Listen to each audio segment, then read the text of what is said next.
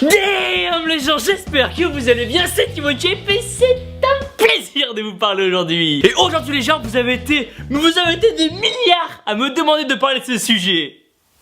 Bon, en fait, il n'y a qu'une personne, mais comme je trouve cool, on va le faire. J'ai donc accepté de parler de la bigorexie. Hein?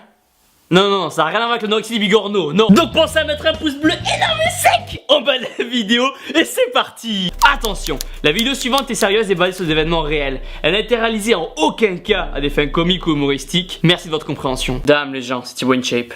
J'ai 23 ans et tout le monde dit que je suis accro à la muscu. Alors que pas du tout. Et voilà. Bon, ça commence à être pas mal. Mon addiction a commencé il y a quelques jours quand je suis rentré dans une salle de sport pour la première fois. Au départ, quand on me parlait de barres énormes, de chaînes, de sueur, de cris, j'imaginais vraiment un lieu malsain. Allez, donne tout. Allez. Encore. C'est pas, large. Tu fais du marteau. Et je ne pouvais vraiment pas avoir plus tort. Thor, Superman. Pardon. J'ai commencé à fréquenter cet endroit le lundi, le mardi, le mercredi, j'arrivais plus à m'arrêter. Et petit à petit, ce mode de vie a pris complètement possession de mon quotidien et de mon alimentation. Au petit déjeuner, je trempais mes tartines de Nutella dans mon riz d'Inde. À midi, c'était aussi riz d'Inde et au goûter, encore riz d'Inde. Et le soir, riz. Non, pas d'Inde. Ce rythme de vie devenait insupportable à vivre. J'en peux plus, putain. Au point même de finir par en rêver la nuit. Non, pas le riz d'Inde. Non. Thibaut mange plus d'1 kilogramme de riz par jour. Ça correspond à plus de 5 hectares de rizières par an. Sur la population de la Chine en 2025. Oui, Thibaut est constipé. Et quand je suis allé chez le médecin pour la première fois, il m'a annoncé que j'étais atteint de bigorexie. Et il m'a dit que c'était une vraie maladie reconnue par l'OMS. Que c'était une vraie maladie reconnue par l'OMS. Et qu'il existait des symptômes pour dépister cette maladie le plus tôt possible. Si vous vous trouvez maigre, si vous vous sentez comme une énorme merde, si vous n'êtes pas entraîné pendant un jour. Jour férié de merde. Si vous choisissez votre appart en fonction de la salle de sport la plus proche. Écoutez-moi, j'en ai rien à foutre s'il y a des risques d'inondation. Dites-moi à combien de temps se trouve la salle la plus proche. Merde. Si vous n'avez que des vêtements de sport dans votre placard. Si 95% de votre budget va dans les compléments alimentaires. Écoute mon cœur, j'ai juste besoin de 50 €, c'est pas la mort. J'ai plus de prot à la maison, merde. Ou si encore vous n'avez que des photos d'hommes torse nu dans votre téléphone.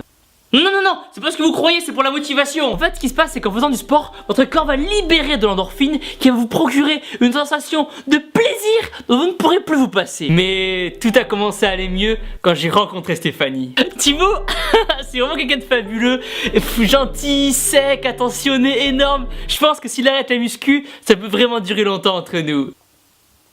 Juste une seconde. Allô Stéphanie? En fait, ce qui se passe chez un peu tous les patients que nous recevons, c'est que le temple devient un peu comme une thérapie pour eux. Dès que quelque chose ne va pas aller dans leur vie, ils vont y aller pour se défouler. C'est simple, votre petite vous fait chier, muscu. Votre boss vous vire du boulot, muscu. La France se fait complètement latter la gueule par la Nouvelle-Zélande, muscu. Putain, mais c'est pas possible, vous voulez une épuisette pour attraper ces ballons, con. Mais la bigorexie peut passer de l'addiction à l'obsession en un claquement de biceps. Et rendre des personnes mal dans leur peau au point d'avoir honte de ne pas être assez énorme. De s'entraîner à minuit pour que personne ne les voit, ou même pire, s'habiller avec des vêtements trop larges pour cacher leur dos. Ce qui peut conduire à de l'anxiété, insatisfaction, voire même dopage. Mais quel est le but, c'est de vous annoncer tout ça? Simplement les gens, pour vous dire qu'aujourd'hui, je suis enfin fier après plusieurs mois de travail de vous annoncer que j'ai enfin vaincu cette addiction. Et le secret est de vous dire que même si ce sport est le plus beau du monde, vous ne devez pas vous couper de tout. Ne mettez pas votre famille et vos amis de côté pour un physique dont vous ne serez jamais satisfait. Écoutez-moi, je suis désolé pour tout à l'heure, c'est pas grave si la salle est loin, je prends l'appartement, oui. Et surtout, ne vous enfermez pas, apprenez à mettre la salle de muscu de côté et à profiter des gens qui vous aiment ou de la personne qui vous aime. Allô Stéphanie? Allô? C'est Thibaut, oui.